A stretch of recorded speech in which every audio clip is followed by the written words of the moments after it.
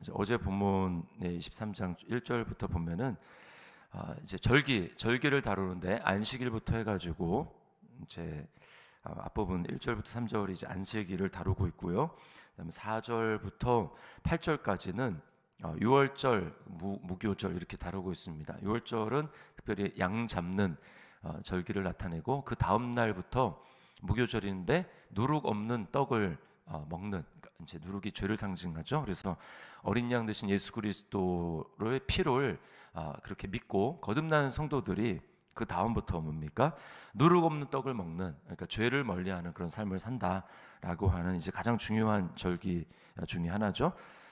이 절기가 끝나고 그 다음에 이제 9절부터 14절까지가 초실절에 대해서 이야기를 합니다. 초실절, 그러니까 처음 열매를 맺는, 과실을 맺는 이제 그 절기죠.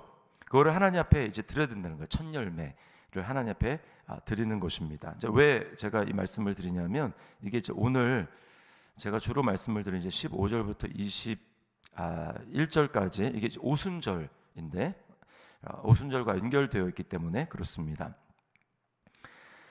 이제 초실절은 첫 열매를 하나님 앞에 드리는 거죠. 그래서 그날 첫 곡식단을 제사장에게 드리고, 제사장 그것을 흔들어서, 요제죠, 요제, 흔들 요자 써서 이제 흔들어서 하나님 앞에 하나님이 기뻐하시는 예물로 드린다라고 말씀을 하고요. 그 다음에 이제 초실절 뒤에 이어지는 이제 두 번째가 바로 이제 오순절인데, 이렇게 얘기합니다. 15절 이제 말씀에 보니까, 안식일 이튿날 곧 너희가 요제로 곡식단을 가져온 날부터 세워서, 자, 요제로 곡식단을 가져온 날부터 세워서, 이게 뭐냐면 초실절 이제 9절부터 14절까지 말씀하는 그 이제 초실절을 얘기하는 거예요. 그때부터 세워서 7 안식일, 이러니까 77에 49, 49일이 지났죠. 수요를 채우고 16절에 7 안식일 이튿날까지 합하여 50일을 계수하여 새 소재, 이제 새로운 또 소재를 곡식 열매로 하나님 앞에 이제 드리라는 거죠. 이게 이제 오순절입니다.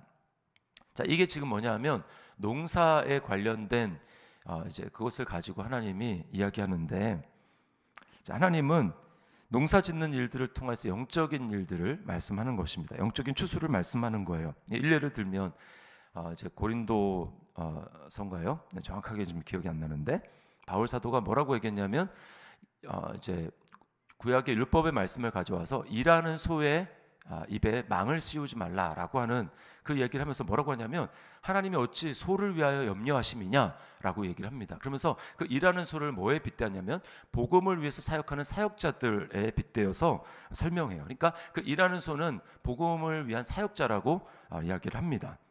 그래서 일하는 소가 망을 씌우지 않고 굶지 않고, 당연히 그 주인이 그 음식을 주고 소가 일을 열심히 할 수 있도록 하는 것처럼, 복음을 전하는 사역자들은 복음으로 말미암아 먹고 살 것이다라고 이야기를 해요. 그래서 복음을 위해서 수고하는 사역자들에 대해서 배려를 해야 된다, 이런 이야기를 하고 있습니다. 자, 이것과 마찬가지로 초실절, 그 다음에 오순절, 이 농사에 대해서 말씀하시면서 하나님은 어디에 지금 초점을 두고 말씀하고 있는 거냐면 영적인 추수에 대해서 말씀하는 것입니다. 영적으로 씨를 뿌리고 거두는 것에 대해서 이야기를 하는 거예요. 자, 그러면 초실절은 어떤 의미가 있을까요? 초실절, 씨를 뿌리고 거두는 하나님이 원하시는 진짜 열매. 자, 그것은 바로 예수 그리스도를 이야기하는 것입니다. 주님이 한 알의 밀이, 요한복음 12장에 보면 한 알의 밀이 땅에 떨어서 죽지 않으면 한 알 그대로 있고 죽으면 많은 열매를 맺는다. 주님 이렇게 말씀하시면서 자신의 죽음에 대해서 말씀합니다. 예수님이 한 알의 밀이 땅에 떨어져서 죽음으로 수많은 열매를 맺었죠. 그리고 주님은 죽음으로 끝나는 것이 아니라 부활하셨는데, 그 부활한 예수님의 부활에 대해서 바울 사도는 첫 열매다, 이렇게 이야기를 합니다. 고린도전서 15장 20절에 그러나 이제 그리스도께서 죽은 자 가운데서 다시 살아나사 잠자는 자들의 첫 열매가 되셨도다. 잠자는 자들의 첫 열매, 죽음으로 끝나는 것이 아니라 부활하셔서 첫 열매를 맺으셨다라는 거예요. 하나님이 기대하시는 건 뭘까요? 첫 열매로 끝나는 것이 아니라 그리스도를 말미암아 부활의 둘째 열매들이 계속해서 많이 맺히기를 하나님이 바라시는 것이죠.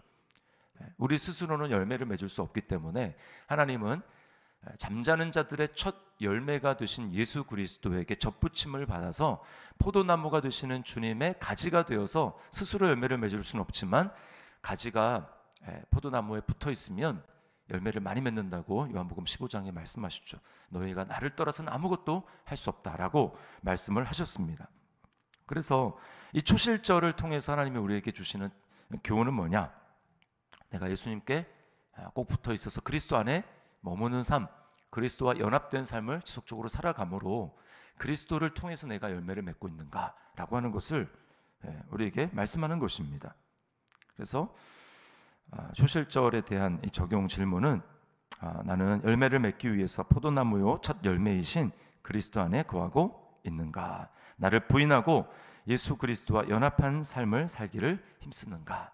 라고 하는 것입니다. 자, 이 초실절이 있고 난 다음에 그 다음에 이제 오순절이 있어요. 이제 이게 15절부터 21절까지 말씀하는 것입니다. 오순절을 다른 말로 칠칠절이라고도 하고 맥추절이라고도 합니다. 그래서 세소제를 50일을 계수해서 세소제를 새로운 열매로 드리는 제사, 이 세소제를 하나님 앞에 드리라고 합니다. 그리고 이제 오순절 하면 우리는 뭘 떠올립니까? 사도행전 2장에 나오는 성령 강림 사건을 당연히 떠올리게 되죠. 그러니까 하나님이 구약의 오순절을 통해서 이제 초실절이 아니라 첫 열매가 아니라 첫 열매가 하나님 앞에 드려진 다음에 엄청나게 많이 열매를 맺게 될 이 오순절을 통해서 하나님은 온 세계가 전 세계가 하나님 앞에 구원받는 이런 놀라운 일들을 기대하고 계시는 것입니다. 이것을 위해서 주님은 3년의 과정에 제자들을 부르시고 제자들에게 가르치시고 천국 복음을 전파하시고 예수님의 제자로 훈련을 시킨 거예요. 그리고 주님이 부활하신 다음에 제자들에게 40일 있고 올라가시면서 뭐라고 말씀합니까? 너희는 온 천하에 다니며 만민에게 복음을 전파하라. 그리고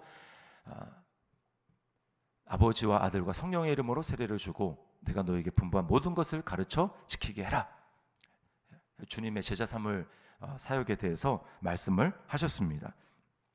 그리고는 이제 누가복음 24장과 사도행전 1장 말씀에서 주님이 말씀하는 것, 너희가 이제 요한은 너희에게 물로 세례를 베풀었지만 나는 너희에게 성령으로 세례를 베풀 텐데 너희는 몇 날이 못되어 성령으로 세례를 받을 것이다. 그리고 오직 성령이 너희에게 임하시면 너희가 권능을 받고 예루살렘과 온 유대와 사마리아와 땅끝까지 이르러 내 증인이 될 거다, 또 될 것이다 라고 말씀을 하셨습니다.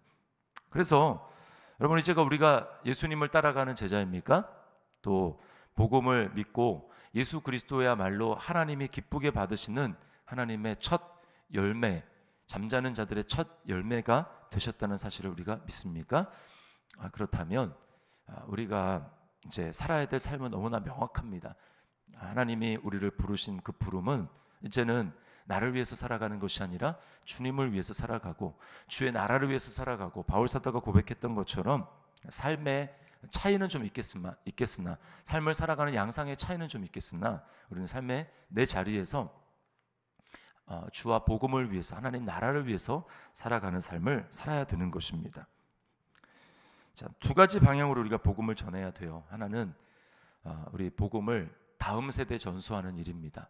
복음을 다음 세대. 그래서 특별히 내 자녀는 내가 책임지고 복음을 전하고, 그리고 또 그와 관련된 다음 세대 복음을 전할 수 있는 일과 관련돼서 내가 어떻게 이 일에 힘쓸 것인가 라고 하는 부분에 대해서 우리가 끊임없이 고민하고 그 일에 헌신해야 되겠죠. 그리고 또 하나는 복음을 수평적으로 증거하는 삶을 사는 것입니다. 다음 세대가 아닌 지금 현 세대에 복음을 수평적으로 전해야 되겠습니다. 그래서 예수님을 믿지 않는 사람들과 우리가 끊임없이 교류하고 교회 안에서만 우리가 신앙생활하는 것이 아니라 믿지 않는 사람과 끊임없이 접촉하면서 어떻게 그들의 필요를 채워주고 또 친구가 될 수 있을까?